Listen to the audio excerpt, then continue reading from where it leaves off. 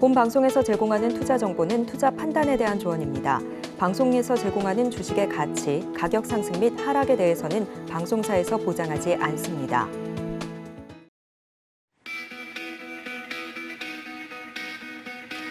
안녕하십니까. 고수익 작전 타임 진행의 도지은입니다. 뉴욕 증시는 3대 지수 모두 하락으로 마감이 됐습니다만 최근 다우 지수가 나머지 두 지수죠. S&P 500과 나스닥에 비해서는 그나마 좀 잘 버텨주고 있는 모습이 계속해서 연출이 되고 있습니다. 뉴욕 증시 같은 경우는 추수감사절과 또 블랙 프라이데이를 앞두고 있기 때문에 조금 제한된 움직임이 나오고 있는 상황인데요. 이러한 뉴욕 증시 영향 그리고 더불어서 글로벌 이슈들이 국내 증시에 미칠 영향 장전에 미리 살펴보고 거기에 따른 전략도 저희가 오늘도 한번 세워보도록 하겠습니다. 자, 관련돼서 글로벌 이슈부터 국내 증시 작전까지 세워보도록 할 텐데 첫 번째 간밤에 나왔던 뉴욕 증시와 더불어서 글로벌 이슈들 분석해 주실 첫 번째 전문가님 모셔보도록 하겠습니다. 주식회사 플래처 김덕호 대표님과 전화 연결해 보도록 하죠. 대표님 안녕하십니까? 네, 반갑습니다. 네, 반갑습니다. 간밤에 뉴욕 증시 같은 경우 3대 지수 모두 약세로 좀 마감이 되는 모습이었는데요. 어떤 포인트로 좀 정리를 해볼 수 있을까요? 네, 간밤에 미국 증시는 모두 3대 지수가 하락으로 마감을 했습니다. 특히 이제 미국 증시 같은 경우에는 최근에 좀 다 지지부진한 움직임들을 보이고 있는데요. 특히 지난 11월 FOMC 이후에 본격적으로 상승하던 랠리에서 다시금 좀 월말로 갈수록 주춤하는 움직임이 나타나고 있습니다. 아쉬웠던 점이라고 하면은 이제 오늘 증시에서도 마찬가지로 중국의 제로 코로나의 영향들 그리고 달러 인덱스가 상대적으로 약세가 되었음에도 불구하고 여전히 연준에서의 의사록 공개를 앞두고 긴장감들이 감돌고 있다는 점이 특징인데요. 우선 이제 S&P 500 지수 같은 경우에도 마찬가지로 장 초반에 하락을 출발했습니다만은 결국은 회복하지 못하는 흐름세였습니다. 다우존스 지수 같은 경우도 상대적으로 이제 강한 움직임을 보였습니다만은 여전히 하락권을 회복을 하지는 못했다는 점이 특징이고요. S&P 500 같은 경우에도 이제 섹터 중심으로 좀 살펴보신다면은 경기 방어주 위주의 선박 그리고 IT와 기술주들의 하락이 좀 뛰었습니다. 이제 IT주 같은 경우 이제 1.13% 정도 하락을 했었고요. 에너지 가격은 1.3% 그리고 임의 소비재 그리고 파치세가 이제 1.4% 섹터가 하락이 이루어졌다는 점이 특징입니다. 전반적으로 시장에서는 뚜렷한 방향성을 좀 잡지 못하고 있는 상황입니다. 특히 이제 경기 회복에 대한 기대감들 그리고 더 나아가서 연준에서의 긴축 움직임들이 많이 다소 완화될 것이라는 기대감들이 발언이 되고 있습니다만은 실질적으로 연준에서의 이러한 행보들이 이루어질지 그리고 연말까지 내년까지에서의 경기 둔화 가능성들이 얼마나 완화가 될 수 있는지가 초점이 될 것 같습니다. 결국은 이제 시장에서 가장 초점을 두는 부분은 인플레이션이다 보니까 아무래도 인플레이션 둔화 속도들이 조금 인플레이션 속도가 완화가 되고 있는 것은 사실입니다만은 빠르게 회복되지 못한다는 점들 때문에 미국뿐만 아니라 유럽 증시도 마찬가지로 하락을 이어졌는데요. 특히 이제 이번에 CPI 지석이 선언임을 한 이후에도 중국에서는 여전히 제로 코로나 정책을 고수하고 있는 입장이기 때문에 현재 증시에서는 마찬가지로 PPI라든가 이런 부분들이 영향이 다시 나타나고 있는 것은 분명해 보입니다. 때문에 이제 다가올 블랙 프라이데이 같은 경우에도 뚜렷하게 큰 효과를 보기 어려울 수 있다는 점들 때문에 시장에서는 좀처럼 강한 움직임들이 나타나지는 못하고 있다는 점이 특징이었습니다. 네, 뉴욕 증시 마감 상황과 더불어서 시장의 포인트들 좀 짚어주셨는데요. 말씀해 주신 것처럼 지금 중국에서는 코로나19 확진자 수가 다시 한번 증가하고 있어서 방역 당국이 고삐를 쥐고 있다라는 이야기가 나오고 있고 또 미국 같은 경우만 하더라도 철도 파업 가능성이 좀 커지면서 블랙 프라이데이 등 유통 시즌을 앞두고 이런 문제들이 좀 불거질 수 있다라는 이야기들이 계속 나오면서 지수 자체가 좀 제한된 움직임을 보이고 있는 것도 사실입니다. 자, 그렇다면 본격적으로 이슈 분석에 들어가 보도록 할 텐데요. 12월에 FOMC를 저희가 또 앞두고 있지 않습니까? 그리고 그러다 보니 투자자들의 관심이 자연스럽게 23일 날 공개가 되는 FOMC 의사록, 정례회의 의사록에 좀 쏠릴 전망이라고 합니다. 이 회의록을 통해서 12월 FOMC도 좀 가늠해 볼 수 있을 것 같은데 최근 매파적 발언들이 계속 나오고 있죠. 투자자들에게 긴장감을 좀 심어주고 있는 것 같은데 관련돼서 이 연준과 관련된 내용은 저희가 어떤 포인트 정리해 볼까요? 우선 이제 연준에서 의사록을 공개한다는 점들은 결국 이제 3주 전에 결정이 됐던 내용들을 이제 전중에다가 공개를 한다는 뜻이 있는데 결론적으로 말씀드리면은 이번 11월 FOMC도 마찬가지로 빅tek이 반영된, 이미 이제 빅텍이 반영된 바에서 사실상 이제 금리 인상에 대한 부분들이 수도조정론들이 한 번씩 부상을 하고 있습니다. 기존에는 세이프루이스 연속제를 비롯해서 이제 매파적 금리 인상에 대한 부분들이 늘 호도가 됐었고 이 기조가 작년부터 계속 이어졌습니다. 다만 이제 실제로 금리가 인상이 된 거는 올해 이제 우크라이나 전쟁이 본격적으로 발발하기 시작하면서 에너지 가격 폭등으로 이제 기준금리를 굉장히 강하게 올렸다는 점이 특징이고요. 반면에 이제 속도 조절론을 언급하고 있는 이제 비둘기파 대표적인 연준이라면은 아무래도 이제 샘플한 연은 쪽이 좀 아무래도 영향이 좀 있는데 이번에 금리 인상과 관련된 부분들에서 빅스텝과 자연스텝을 진행을 한 바 있지만은 실질적으로 금리 인상에 대한 부양 효과가 굉장히 크기 때문에 차후 내년에 특히 이제 2월 12월과 그리고 내년에 진행하게 될 금리 인상 가능성은 다소 높이가 높지 않을 것이다라는 기대감들도 심어주고 있는 것이 사실입니다.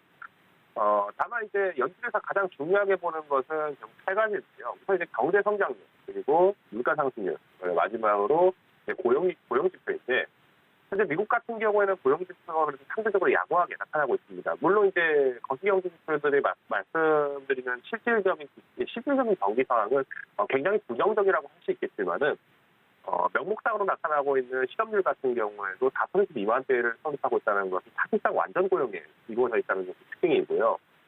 이처럼 이제 미국 내에서도 여전히 완전 고용 상태로 있기 때문에 강한 금리 인상을 자신할 수 있었던 거라고 판단하고 있습니다.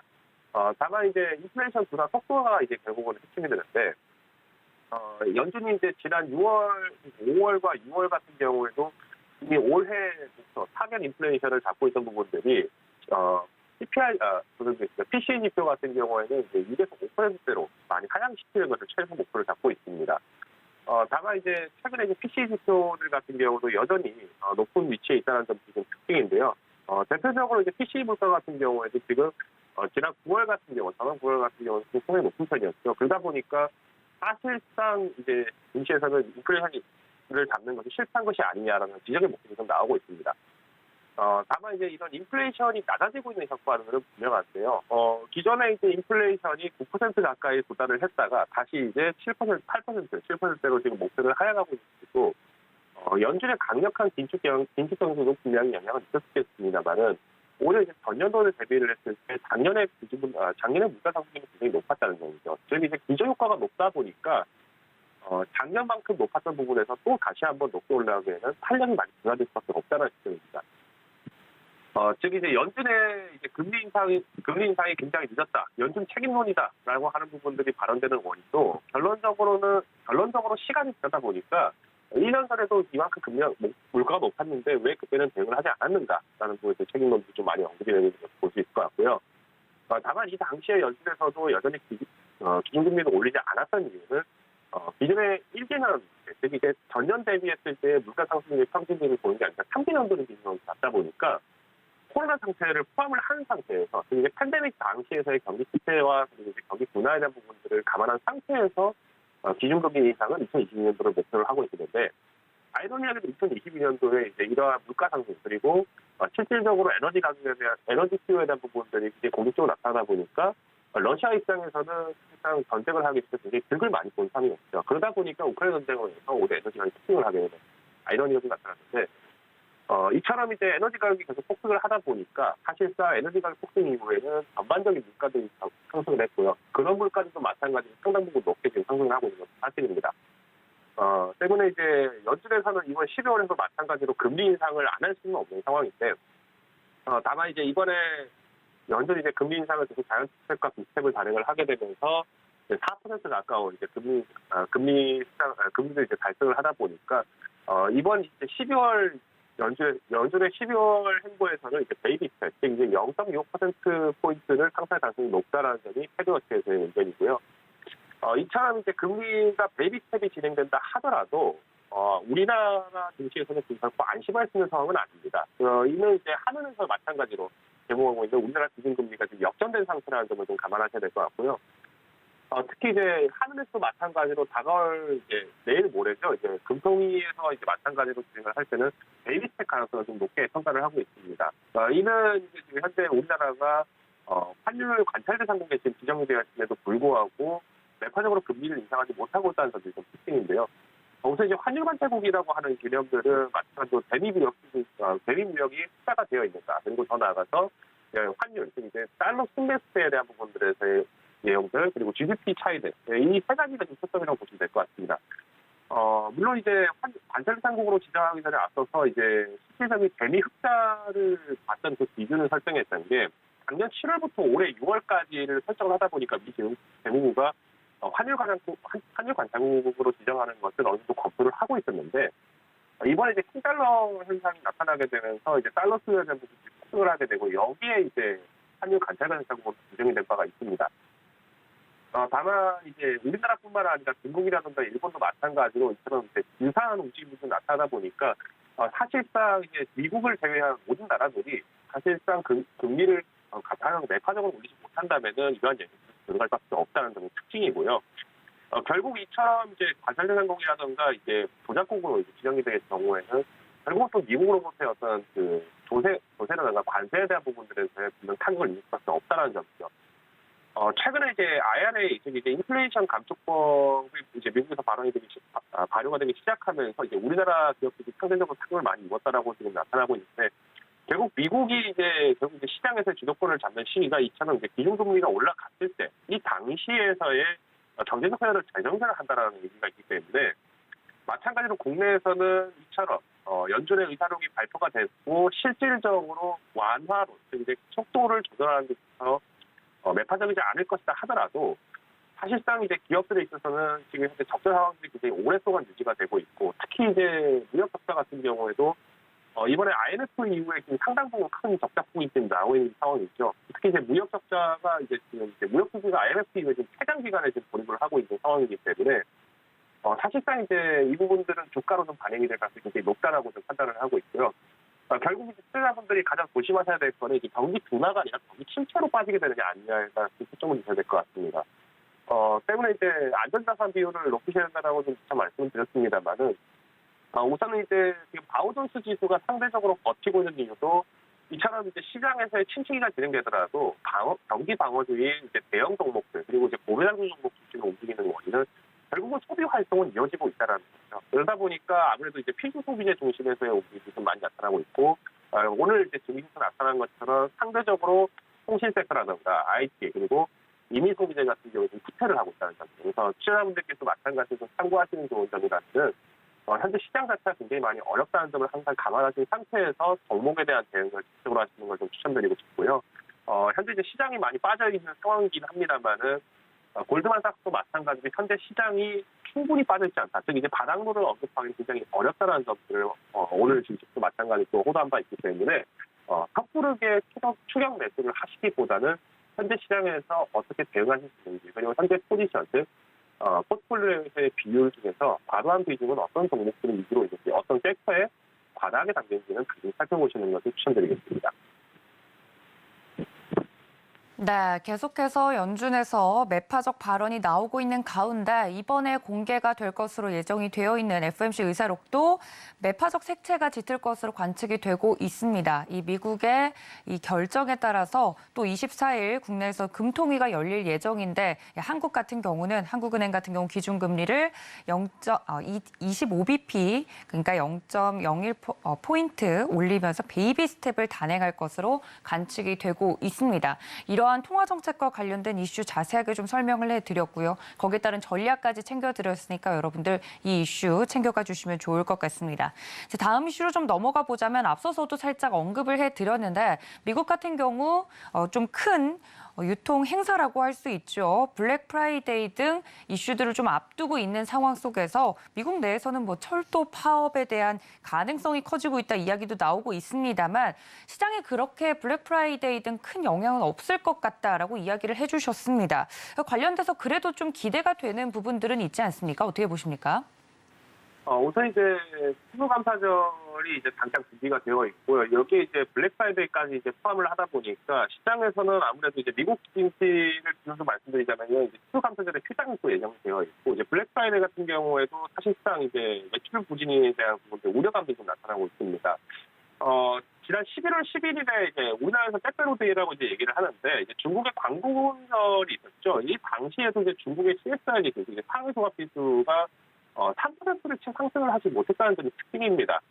이 말씀은 이제 지금 이미 광군세가 이제 과거 이제 빅테크들을 중심으로 해서 경력적인 어떤 시장의 매체들이 나타났어야 되는데 오히려 아이러니한 점들은 지금 현재 소비 시장들이 굉장히 많이 경직이 돼 있다는 거죠. 현재 이제 인플레이션 자체가 굉장히 높아지다 보니까 사실상 이제 빈핀 브이트 현상들이 굉장히 크게 나타나고 있는 것이 사실이고요. 광군제가 이제 결론적으로는 서민층들에서의 어떤 소비 활동들을 좀 촉진시키는 그런 이벤트였다면 이번 이벤트로서의 그 의미가 굉장히 깊음에도 불구하고 오히려 이제 서민층, 그리고 이제 중산층, 서민층에서의 어떤 본격적인 매체들이 사실상 어려워지고 있다는 것입니다. 경쟁 언론에서는 이제 많이 얘기하는 부분들이 이제 엔겔 지수가 다시 높아지고 있다. 즉 이제 어떤 식료품 가격이 굉장히 높아지고 여기에 이제 에너지 가격이 폭등을 하게 되다 보니까 어떤 소비 활동이나 문화 활동에 대해서 굉장히 큰 어떤 지체 현상이 나타나고 있다는 걸 이제 언급을 하고 있는데 이는 이제 S&P500 섹터를 이제 살펴보시더라도 조금 어느 정도 유효하게 볼 수 있을 것 같습니다. 오늘 당일에서도 마찬가지로 리빙 소비재 그리고 IT, 통신주 그리고 에너지 섹터가 지금 이제 많이 하락을 나타났다고 했었는데 올해 연초부터 이제 연초 대비 퍼포먼스를 좀 살펴보시는 이제 명확하게 이제 그 모습을 좀 볼 수 있을 것 같습니다. 그래서 이제 일일 소비재 같은 경우에는 이제 34% 가량 하락을 했었고요. IT주들 같은 경우는 25%, 그리고 여기 이제 부동산, 그리고 이제 통신 섹터 같은 경우는 굉장히 큰 폭의 하락이 있었는데, IT와 통신 섹터가 이제 이미 이제 25%, 38% 막 이렇게 하락을 하다 보니까, 사실상 이제 굉장히 빅테크를 중심으로 투자를 하셨던, 특히 이제 나스닥 지수라든지 프레메트 반도체지수 투자를 하셨던 분들 같은 경우에도 꽤나 이제 쉽게 공정을 헤쳐나지 못하고 있는 상황이고요. 이러다 보니까 이제 시장에서는 결국 이제 안정적인 경기 방어를 중심해서 어떤 필수 소비재라든가 이런 섹터로 많이 움직이고 있는 것도 사실입니다. 마찬가지로 필수 소비재 섹터가 지난 한 달 동안의 상승률을 보시면은 11% 상승했습니다. 반면에 이제 의류 소비재 같은 경우에는 마이너스 1%가 좀 채 내지 못하지만은 사상 변동이 거의 적었다라고 볼 수 있을 것 같고요. 이번에 이제 금리 인상이 완화가 될 것이라는 기대감과 더불어서 이제 공격적인 상승이 일어날 거로 예상해서는 IT 섹터도 정작 7%밖에 상승하지 못했습니다. 이는 이제 시장 자체에서 좀 시중론이 굉장히 많이 커지고 있고 많은 투자자분들이 지금 현금 보유를 하다 보니까 대장주 중심의 종목이 좀 많이 공격을 좀 받고 있다는 거죠. 그러다 보니까 매수세가 들어오는 섹터들은 사실상 이제 배당, 그리고 이제 금리 인상에 대한 부분들에서 반사적 수혜를 좀 보고 있는 종목들을 좀 보고 있는 것이고, 오히려 직접적 수혜를 본다라고 보기에는 금융주들에 대한 매수세들이 좀 나타나고 있는 경향은 있습니다. 다만 이제 현재 시장에서는 여전히 주가에 대한 부분들에서 변동성이 굉장히 크다 보니까 이번 이제 아마존에서 아무리 이제 블랙프라이데이라든가 이런 부분들을 공략을 하더라도 국내에 있는 종목들 기업들에 있어서 수혜들이 계속 이어질 수 있는 굉장히 큰 의문이라는 얘기입니다. 광군제에서 이번에 이제 상대적으로 선방을 했던 섹터가 이제 화장품 섹터. 그중에서 우리나라에 있는 많은 기업들, LG산업연맹이나 아모레라든가 이런 기업들이 화장품 분야에서 굉장히 많은 수혜를 좀 받고 있다 보니까 나름 입지 매출을 좀 많이 견고하게 만들었다는 특징이었는데, 이는 이제 우리나라에서 대중 수출을 하고 있는 지금 화장품 같은 경우에는 기존의 MZ 세대들이 활용을 하는 색소 화장이라든가 이런 베이스 화장보다도 오히려 이제 X세대, Y세대들이 좋아하는 어떤 시니어 제품들이 좀 많습니다. 즉 이만큼 시니어 시장들에서의 지갑들은 여전히 공략을 해본다 하더라도 우리가 실질적으로 거래량 자체가 많이 폭발을 할 수 있는 어떤 X세대 부분들에서의 지출들이 많이 축소가 되고 있기 때문에 마찬가지로 국내에서도 이런 부분들의 영향은 충분하게 작용을 할 수 있다라고 판단을 하고 있고요. 특히 이제 미국 같은 경우에는 이제 추수감사절을 앞두고 그 다음 날이 또 바로 블랙프라이데이이기 때문에 하룻밤 동안에 이제 실질적으로 미국 주식을 거래하지 못하는 이른바 이제 오버나잇 리스크에 대한 부분들에서 좀 대응을 좀 하고자 매도 물량들이 오늘 좀 출할 가능성이 높다라고 좀 판단을 하고 있습니다.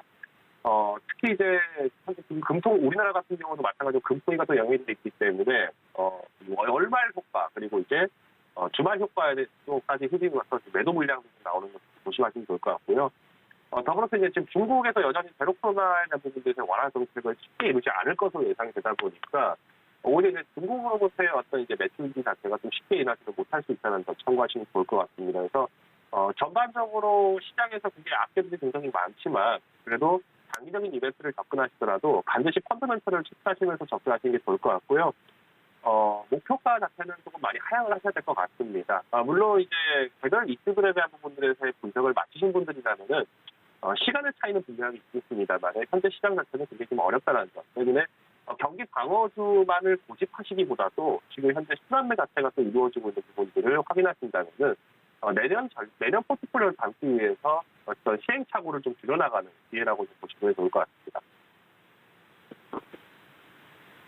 네, 전반적인 이번 주 이슈들, 글로벌 이슈들 특집으로 좀 이야기를 해드렸습니다. FOMC 의사록 공개 예정되어 있고요. 한국은행의 금리 인상과 관련된 결정, 더불어서 미국 같은 경우 블랙 프라이데이 그리고 추수감사절 등 유통과 관련돼서 좀 나올 수 있는 내용들이 준비가 되어 있는 만큼 자세하게 이야기를 들어봤습니다. 지금까지 주식회사 플래처 김덕호 대표와 함께했습니다. 대표님 고맙습니다. 감사합니다. 네, 이렇게 정리를 좀 해봤는데요. 본격적인 국내 증시 작전도 세워보도록 하겠습니다. 펀스탁TV 황호준 외환시장 분석연구원님 화상으로 연결해 봅니다. 연구원님 안녕하십니까? 네, 안녕하세요. 네, 반갑습니다. 간밤에 뉴욕 증시 하락으로 마감이 됐고 이슈들을 좀 분석을 해봤는데 국내 증시에 초점을 좀 맞춰보도록 하겠습니다. 어제 국내 증시 내내 좀 흘러내리는 모습이었죠? 네, 그렇습니다. 전일 증시는 시장이 끝까지 밀리게 되면서 이제 대부분의 종목들이 상승을 이어가지 못한 참 아쉬운 하루였습니다. 코스피는 상승 종목 수 대비해서 하락 종목 수가 약 3배가량 많았고요. 코스닥은 5배 정도가 많았죠. 시장이 반등 없이 종가까지 끝까지 밀리는 장에서도 이 테마 종목들로의 수급 순환도 많이 약한 모습을 보여줬습니다. 그럼에도 불구하고 상한가를 기록한 종목들이 상당히 눈에 띄었는데 어제도 역시 네옴시티였죠. 대표적으로 웰크론한텍의 상한가 마무리, 인디에프의 상한가 진입이 상당히 눈에 띄었는데요. 기존의 네옴 대장격인 종목인 유신과 한미글로벌의 움직임이 상당히 둔화된 가운데에서 2, 3등 종목들이 튀어주었습니다.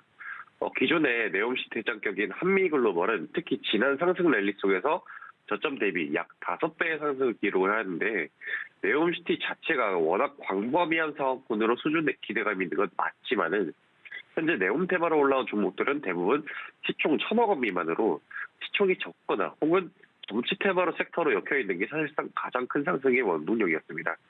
이와 관련해서 이낙연 더불어민주당 전 대표의 정계복귀 기대감으로 정치 테마 섹터가 다시금 활발해지고 있는데요. 대표적으로 주연테크의 27% 상승, 남아토건의 15% 상승, 남순 알미늄의 6% 상승이 눈에 띕니다. 대체로 이 정치 테마주는 개별 테마 이슈의 마지막을 알리는 신호탄으로서 시장에서는 그렇게 좋지 않은 시그널로 해석이 되는데요. 이 정치 테마주들은 급심한 변동성을 되게 동반하기에 투자에는 신중하게 접근하시는 걸 권장드리고요. 이외에도 개별 테마 이슈로는 피코그램의 무상증자 소식 상한가, 약 30일부터 애플페이 도입이 기대가 있는 이 하잉크 코리아의 상한가 마무리, 중앙 D&M의 공항철도 전동차 공급 계약으로 상한가 마무리가 눈에 띄는 장이었습니다. 이처럼 현재 시장을 주도하고 있는 섹터는 네옴이 맞지만은 초기의 네옴 테마처럼 엄청난 상승보다는 이미 살짝 분산이 돼버리는 모습으로 시장은 마무리가 되었습니다. 이러한 장세에서 여러분들께서는 종목의 바닥을 찾기보다는 근시일 내에 호재가 있거나 호재가 없어도 꾸준한 거래량이 잘 붙어주는 대형주 위주의 매매를 권장드립니다. 너무 먼 미래를 노려서 진입을 할 경우 테마가 형성이 되지 않아 버리게 되면은 철저하게 시장에서 외면이 될 가능성이 상당히 높기 때문에 현재는 단기적으로 수익을 내는 전략이 수익률이 높을 전망입니다. 네, 어제 국내 증시 포인트로 정리를 좀 해주셨습니다. 관련돼서 오늘 시장에 좀 영향을 미칠 만한 이슈들도 바로 좀 짚어보도록 할 텐데요. 첫 번째 이슈입니다. 정부가 일회용품 사용 줄이기 정책에 대해서 1년 동안 참여형 계도 기간을 두기로 했다라는 이슈가 있는데요. 24일부터 점차적으로 이 환경부가 시행되는 조치 가운데서도 특히 뭐 비닐봉지, 플라스틱, 빨대 이런 것들에 대한 사용에 대해서 금지를 좀 하겠다. 이야기가 나오고 있습니다. 저도 생활을 하면서 일회용품을 줄여야겠다는 생각을 하는데 이 정부의 생각은 주변에서 안 보이면 좀 덜 쓰지 않을까 하는 그 기간을 좀 두는 것 같습니다. 관련돼서 자세한 내용 짚어주신다고요? 네. 이달 24일이면 약 이틀 뒤죠. 환경부 정책 주도하에 이 일회용품 사용 줄이기 정책이 시작이 됩니다. 지난 코로나19를 겪으면서 가장 크게 변화한 것 중 하나가 플라스틱 폐기물이 엄청나게 증가했다는 점이죠. 이 대형 프랜차이즈 매장에서 일회용 컵 사용량도 상당히 늘어남에 따라서 일회용품 감량의 필요성을 느껴서 이번 정책이 시작이 되었습니다. 이번 일회용품 감량 정책은 2019년 대형 매장의 비닐봉투 사용이 금지가 된 이후로 처음으로 확대 조치가 되면서 이제 중소형 매장에서도 비닐봉투 사용이 금지가 됩니다. 종이컵을 비롯해서 플라스틱 빨대 또한 그 대상이 되는데요. 이처럼 급격한 변화에 따라 시행 자체는 이틀 뒤인 24일이 되겠지만은 1년간의 계도 기간을 정해서 제도를 안정적으로 안착시킬 계획이라고 환경부는 밝혔습니다. 또한 민간 단위의 자발적인 참여를 유도하기 위해서 SNS를 통한 홍보 영상을 배포하거나 일회용품 감량 아이디어 공모전을 통해서 텀블러 및 장바구니 사용을 유도하는 캠페인 또한 동시에 진행이 되는데요. 하지만 한편으로는 자영업자들과 손님들 사이에서는 이 불필요한 마찰이 예상이 되면서 서로의 의견 차이가 좀처럼 좁혀지지 않고 있는 양상입니다. 이 정말 좋은 정책인 건 맞지만 이렇듯 대체할 수단이 명확하게 없다는 문제점도 함께 고민이 되고 있는 상황인데요. 이러한 이슈 속에서는 시장에서 생분해 관련 일회용품 기업들의 수혜가 상당히 예상되고 있습니다. 현재 실제로 이 정책에 대해서 가장 큰 영향을 받고 있는 소상공인 및 대형 프랜차이즈에서는 이 대체 품목이 없는 걸 문제점으로 찍고 있는데요. 소비자들과 말씀드렸던 불필요한 감정이 생겨버릴 걸 예상하고 있기 때문입니다. 이 정부에서는 이러한 정책을 발표를 하게 되면서 생분해 가능한 대체 품목이 있을 경우 향후 대체 품목으로 아주 강력하게 지원을 할 예정이라고 밝혔는데요. 이 국내의 대표적인 생분해 관련 기업들은 대기업들이 상당히 많이 포진이 되어 있습니다. LG화학, 롯데케미칼, 그리고 SK케미칼, 하나솔루션이 이 썩는 플라스틱에 대한 연구 개발을 아끼지 않고 있는데요. 이처럼 생분해 플라스틱 줄여서 PHA라고 부릅니다. 이 관심도가 상당히 증가하는 추세인 만큼 여러분들께서도 현재 불어오는 그린 캠페인 열풍을 상당히 관심 있게 보셔야 할 타임이라고 저는 보고 있습니다. 네, 유통업계는 좀 난색을 표하고 있는 것 같습니다만 이러한 정책이 시행이 되겠다라고 예고가 된 만큼 관련돼서 움직일 수 있는 종목들도 분명히 있는 것 같습니다. 오늘 소개해 주실 종목도 관련 종목이라고요? 네, 그렇습니다. 오늘 추천드리고 싶은 종목은 바로 무림페이퍼입니다. 앞서 살펴본 이슈와 연결되어 조금 더 살펴보자면은 이처럼 환경에 대한 정책은 그린 캠페인을 명목하여 우리나라를 비롯해서 전 세계적으로 진행이 되는 대세 흐름인데요. 하지만 현재 우리나라에서는 일회용품 줄이기 캠페인 정착이 어려운 가장 큰 이유는 바로 대체 품목이 없다는 점입니다. 그런데 무림페이퍼에서는 이러한 현재의 문제와 한계를 해결할 수 있는 가능성을 가지고 있기에 여러분들께서도 상당히 관심 있게 보셨으면 하는데요. 무림페이퍼에서는 친환경 종이 제품을 개발하고 있는 회사입니다. 친환경 수용성 코팅 기술을 이용해가지고 100% 생분해, 다시 말해서 재활용이 되는 종이컵인 네오포레컵을 개발한 이력이 있고요. 이는 제지업계 최초로 유럽 최고 시험 인증기관에서 발급하는 국제적 환경 인증 OK 컴포스트를 획득을 했다라는 겁니다. 이뿐만 아니라 망원경형 그리고 U자형 종이빨대 원지를 최초로 개발해서 미국 식품의약안정처에 이어서 미국의 FDA와 유럽의 BFR의 안정성 인증을 받아 뛰어난 기술력은 이미 시장에서 인정을 받고 있는 상황입니다. 이외에도 무림페이퍼는 고급 화장품과 약품 포장에 사용되는 CCP인 고급 용지 부분에서는 이미 국내 1위의 점유율을 기록을 하고 있죠. 이 친환경 정책은 앞으로도 지속될 이슈화될 가능성이 아주 큰 테마이기 때문에 꾸준히 주목을 받을 가능성이 아주 상당히 높습니다. 현재 주가를 보게 되면은 그간의 하락 추세 채널을 완전히 깨게 되면서 상당 부분 올라와 주었는데요. 장기, 단기 이동 평균선을 전부 다 올라타는 모습을 보여주면서 최근 강한 지지를 받아주고 이슈화가 계속해서 되는 만큼 거래량 또한 점점 증가하는 모습을 보여주고 있습니다. 전일 종가는 2,595원을 기록을 하였는데요. 매수가는 2,600원 아래 진입을 권장을 드리면서 1차 목표가로는 단기적 고점인 2,915원, 2차 목표가로는 3,050원을 제시하겠습니다. 그리고 손절가로는 20일 이평선과 60일 이평선이 교차하는 지점인 2,500원을 제시하겠습니다. 정리를 해드리자면은 진입가 2,600원 이하, 손절가는 2,500원, 1차 목표가는 2,915원, 2차 목표가는 3,050원으로 바라보시면 되겠습니다. 네, 오늘 관련돼서 또 살펴본 종목 무림페이퍼 자세하게 가격 전략까지 이야기를 해드렸으니까 여러분들 이 점까지 참고해 주시면 좋겠습니다. 자, 그렇다면 연구원님 저희 오늘장 작전도 세워봐야 될 것 같습니다. 뉴욕 증시 같은 경우 흐름도 보니까 좀 제한적이던데 국내 증시도 좀 보수적인 접근이 유효한지 궁금합니다. 어떤 작전 세워볼까요? 네, 이번 주 목요일 그리고 금요일 미국은 블랙 프라이데이와 추수감사절로 인해서 조기 폐장 그리고 휴장 이슈가 있습니다. 역사적으로 국내 증시는 미국 증시를 상당히 추종을 해왔기 때문에 이 기간에는 추종할 지수가 따로 없기에 홍콩과 중국 증시의 영향을 크게 받을 전망입니다. 따라서 중국과 홍콩에서 발생하는 대내외적인 이슈에 집중을 하시면서 개별 테마 장세에 거의 막바지로 생각을 하시게 되면서 짧게 일주일 내로 청산을 목표로 삼으면서 달려가시는 게 상당히 중요할 전망입니다. 또한 국내 이슈로는 24일 목요일 대한민국의 기준금리가 결정이 될 예정인데요. 현재는 기준금리가 3%대죠. 이번 금리 인상은 올해의 마지막으로 베이비 스텝 0.25% 인상이 지배적인데 하지만 이런 예상치보다 더 높게 가능성도 배제하지 않고 리스크로 염두에 두시면서 투자를 하시는 걸 권장드리겠습니다. 네, 이렇게 오늘장 작전까지 세워봤습니다. 지금까지 펀스탁TV 황호준 외환시장 분석연구원님과 함께했습니다. 연구원님 고맙습니다. 감사합니다. 네, 이렇게 국내 증시 작전 세워보고 있습니다. 이번 시간은 보다 자세한 종목에 대한 공부를 할 수 있는 시간 마련을 했는데요. 기업공시연구소의 변영인 대표님 연결되어 있습니다. 대표님 안녕하십니까? 네, 반갑습니다. 네, 반갑습니다. 오늘은 어떤 종목 공시를 좀 살펴보는 게 좋을까요?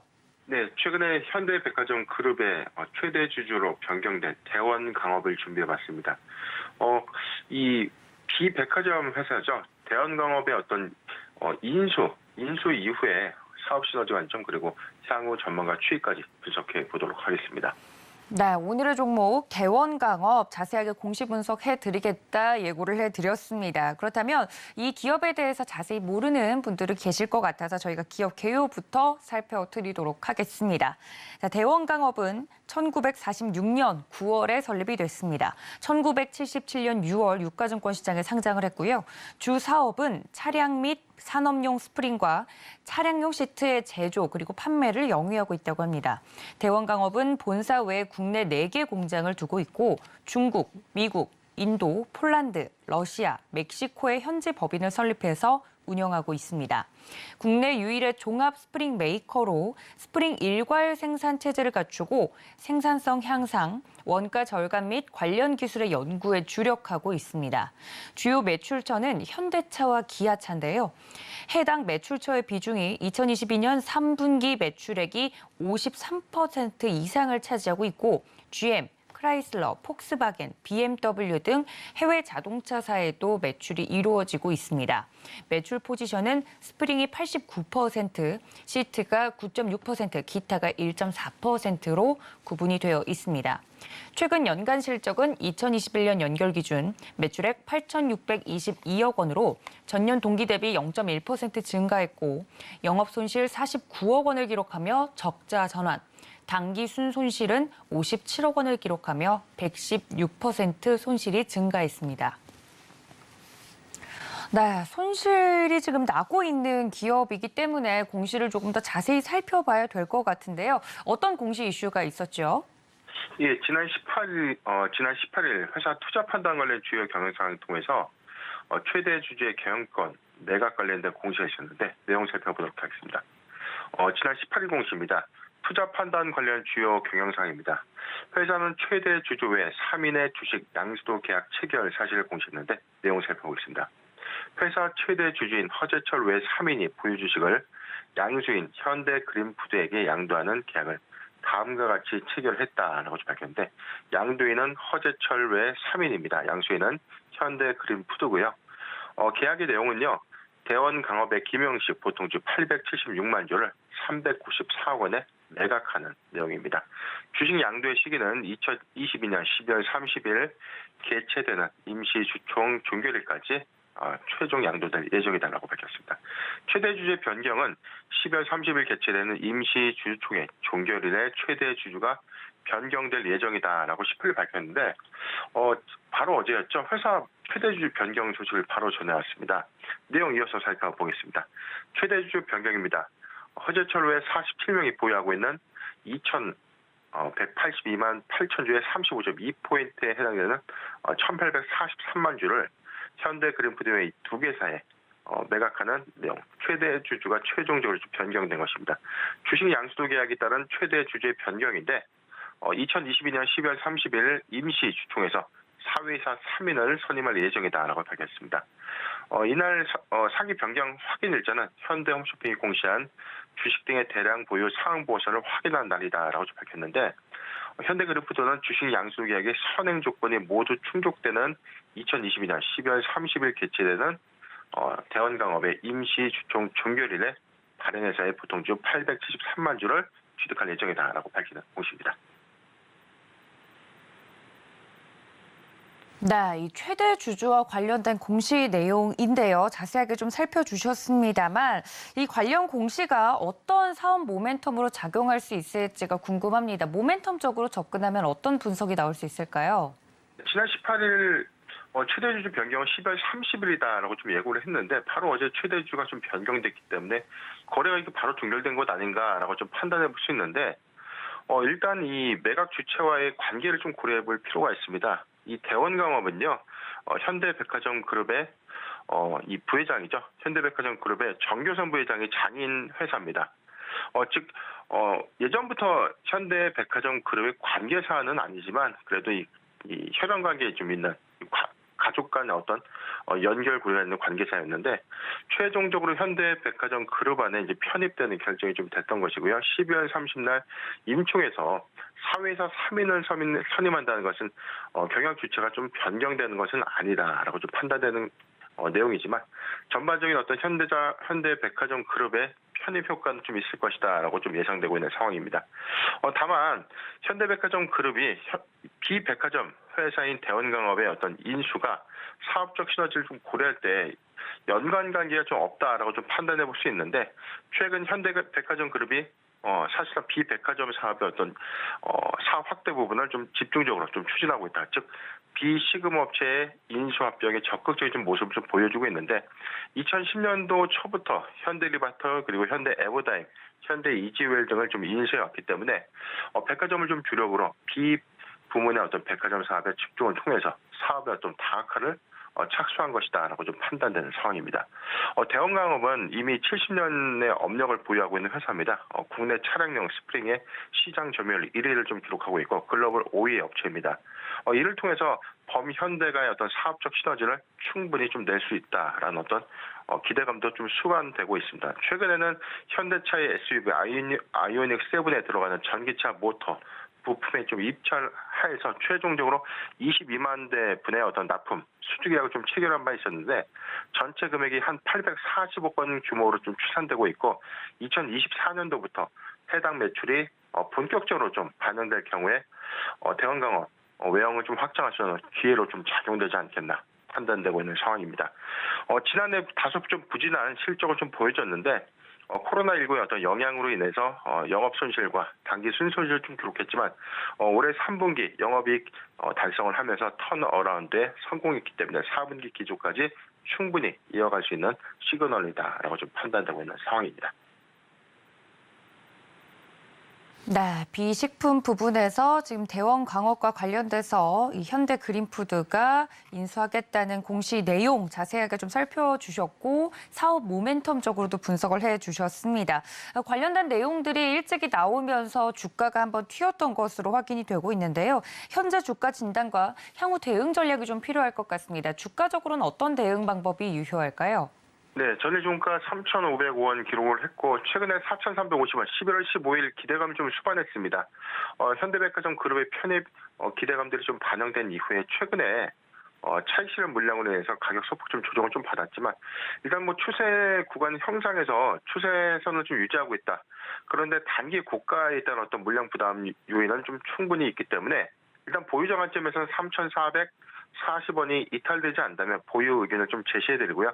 만약에 3,440원이 이탈된다면 부분적인 포트폴리오 비중을 좀 축소하는 의견을 좀 제시해드립니다. 신규종 매수 관점에서 고려할 수 있는 가장 좋은 구간 3,000원에서 3,300원 구간, 3,000원에서 3,300원 구간 포트 비중 10%의 분할 매수 의견을 좀 제시해드리고 현대백화점 그룹의 편입 효과가 당장 좀 나오진 않지만 범현대가 범현대가 최근 어떤 수주입찰 경쟁에서 우위를 좀 점하고 있는 만큼 대원강업의 확장성에도 좀 주목해 볼 필요가 있다라고 의견을 제시해 드리겠습니다.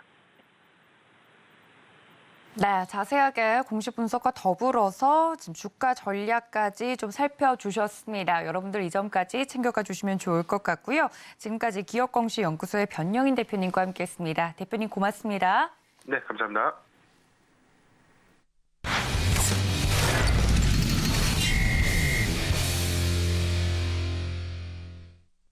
네, 국내외 이슈를 통해서 보다 자세한 종목별 대응 작전 펼쳐보도록 하겠습니다. 글로원 파트너스 이성웅 이사님과 연결합니다. 이사님, 안녕하십니까? 네, 안녕하세요. 네, 반갑습니다. 앞서서 여러 가지 글로벌 이슈도 좀 살펴봤고 국내 증시 작전도 세우고 있는 상황인데요. 저희가 원자재 관련된 내용을 아직 다루기 전입니다만 유가가 간밤에 좀 하락을 했다라는 이슈도 함께 좀 짚어드립니다. 이 관련돼서 이 시장에 대한 고민 부분을 좀 짚어주신다고 들었는데 유가 관련돼서 어떤 포인트 짚어볼 수 있을까요? 네, 전일 미국 시장 장중에 WTI 기준 유가 같은 경우는 75불 수준까지 조정을 보였었습니다. 그 조정 같은 경우는 증산과 관련된 이슈가 부각되는 모습이었는데 75불까지 하락을 하고 나서 사우디 같은 경우가 매체를 통해서 증산을 고려하지 않는다는 점이 부각되며 다시금 80불대로 올라서는 모습이었습니다. 시장에 대한 고민 같은 경우는 유가 같은 경우가 70불대 같은 경우를 하회하는 경우에는 업종 같은 경우가 변화가 있을 수 있습니다. 우리가 대표적으로 그 정제 마진을 기반으로 데이터를 감안하는 정유주 같은 경우는 주가 조정 가능성이 있고요. 그다음에 조선주 같은 경우는 직접 유가와 관련이 있지는 않지만 우리가 원자재와 관련된 부분들, LNG선 수주라든지 이러한 부분 같은 경우가 영향을 받을 수 있기에 70불대 이하로 유가가 하락하면 조금은 주가 조정의 가능성도 우리가 열어둬야 할 것으로 보입니다. 최근의 흐름은 유가 상관관계는 떨어져 있지만 신재생에너지주 같은 경우도 반응에 주목을 할 필요가 있겠고요. 우리가 유가의 조정, 이 조정 같은 경우가 일반적으로 한 70불대까지는 나올 수는 있어요. 그런데 70불 이하로 가는 경우에는 이 부분이 경기 침체를 반영을 하는 그런 요소가 될 수도 있기에 좀 유가 같은 경우를 주목해서 살펴볼 필요가 있습니다. 그 부분을 우리가 놓고 만약에 이러한 흐름을 통해서 신재생에너지주 같은 경우가 조정이 나오는 구간이 70불 이상에서는 괜찮은데, 그러니까 70불 이하에서는 신재생에너지가 원가를 통해서 에너지를 발생을 시키는 그런 효율 부분 같은 경우가 우리가 화석연료를 통해서 원가를 통해서 발생하는 에너지 효율 같은 경우가 좀 뒤집힐 수 있는 요인이 있습니다. 그렇다 보니 우리가 특정 유가, 즉 70불 이하에서는 신재생에너지 주들 같은 경우도 조정의 가능성도 한번 열어둬야 할 것으로 보입니다. 하지만 어제 같은 경우는 75불대에서 80불대로 다시 반등을 하는 모습이었고, 신재생에너지 주들 같은 경우는 지금 75불에서 80불 구간에서는 만약에 유가 같은 경우가 조정을 통해서 지금 상관관계가 떨어져 있지만은 신재생에너지 주들이 조정이 나오면 그 구간에서는 아직 매도보다는 매수 대입이 가능하다는 점을 생각하고 우리가 특정 유가 레벨을 대입해서 지금은 살펴볼 필요가 있다는 결론입니다. 네, 유가와 관련된 상황 좀 짚어드렸는데 그렇다면 관련돼서 저희가 오늘 눈여겨볼 만한 종목 어떤 종목입니까? 네, 종목은 삼강 M&T를 말씀드리도록 하겠습니다. 삼강 M&T 같은 경우는 풍력의 하부 구조물과 연계된 사업을 영위하는 기업입니다. 우리가 최근에 CS 윈드 같은 경우 글로벌 수주 같은 경우를 거두는 걸 우리가 볼 수가 있었고, 그러면서 주가가 한 단계 레벨업이 됐었습니다. 풍력이라든지 신재생에너지 같은 경우는 수주 기반의 사업을 영위를 하다 보니까 빠져있는 주가 안에서는 수주가 나온다고 하면 주가의 반등이 나타날 것으로 보이고요.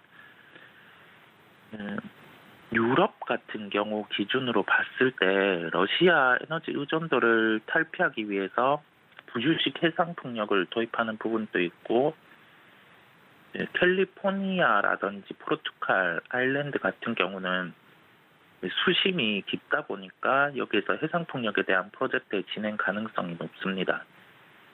그렇다 보니 여기에서 유럽이라든지 여타 국가에 대한 수주의 가능성이 존재를 하고요.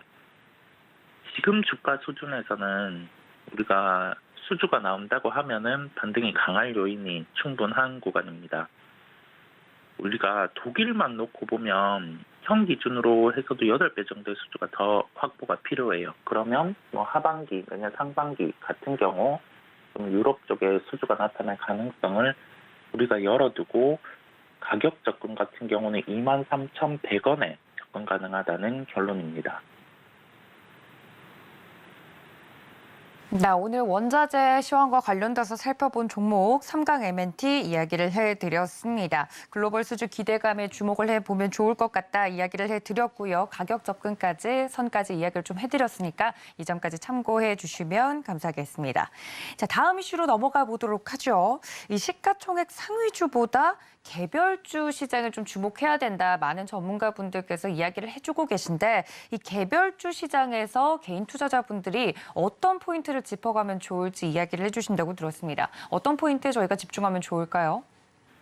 우리가 현재 3분기 실적이 발표가 마무리되고 나서 다음 분기 실적이 좋은 업종들, 그다음에 현재 주가 같은 경우의 수준이 올해 실적 부진을 반영을 했고, 그다음에 내년에 조금 더 나아질 수 있는 환경이 있는 종목, 그다음에 시장 같은 경우에 점유율을 올려나가는 기업들, 올려나가는 기업들 안에서 부각될 수 있는 요인들, 하반기, 연말 같은 경우는 우리가 블랙 프라이데이라든지 아니면은 세일 같은 경우도 또 더해질 수 있고, 행사 같은 경우도 진행이 많은 그런 구간입니다. 그렇다 보니 우리는 생각해야 할 점은 기업 체력이 바뀌는 기업들 중심으로 해서 실적 같은 경우도 연속성이 있는 그러한 분들을 추려볼 필요가 있겠고요. 시가총액 상위주들 같은 경우는 무작정이게 조정이 나온다는 말은 아니고, 우리가 시장의 성격상 지금 지수 같은 경우가 2,400대 초반까지 다시 도달을 했지만 2,500대까지 강하게 상승하기에는 우리가 각 업종별의 이익 체력을 대입을 해봤을 때 쉽지는 않은 구간이에요. 그렇다 보니 그러한 시도는 내년에 할 가능성이 높고, 왜 이게 내년이냐고 하면은 좀 각 업종들의 실적 조정이 이루어지고 적정한 지수 레벨이 어느 정도인지 환산이 된 후에 움직일 가능성이 높습니다. 그렇다 보니 시장에서는 시총 상위주들이 움직이기보다는 개별주가 움직이는 환경, 그 환경의 조성 가능성이 높은 구간이라고 할 수 있겠습니다. 네, 그렇다면 관련돼서 살펴볼 만한 종목, 어떤 종목일까요? 네, 종목은 애니플러스를 말씀드리겠습니다. 애니플러스는 애니메이션 콘텐츠 유통을 담당하는 기업입니다. 애니플러스 채널을 운영하고 IPTV 3사, 넷플릭스, 즉 OTT 쪽으로 콘텐츠를 유통하고 있어요. 나머지는 캐릭터 상품 쪽 사업을 영위하는데, 올해 예상 영업이익 같은 경우가 140억 원 수준입니다.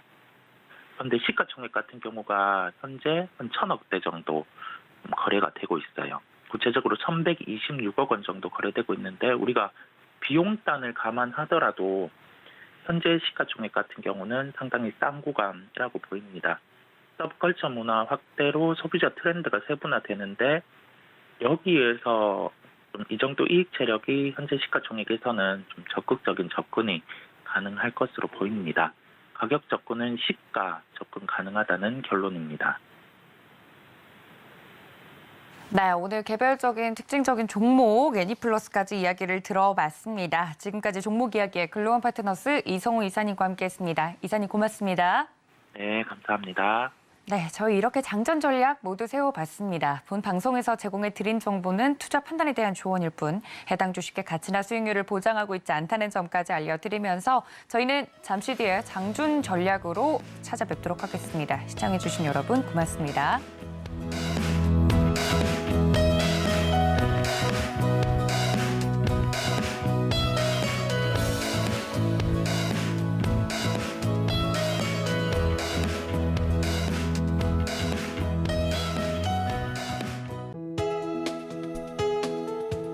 본 방송에서 제공하는 투자 정보는 투자 판단에 대한 조언입니다.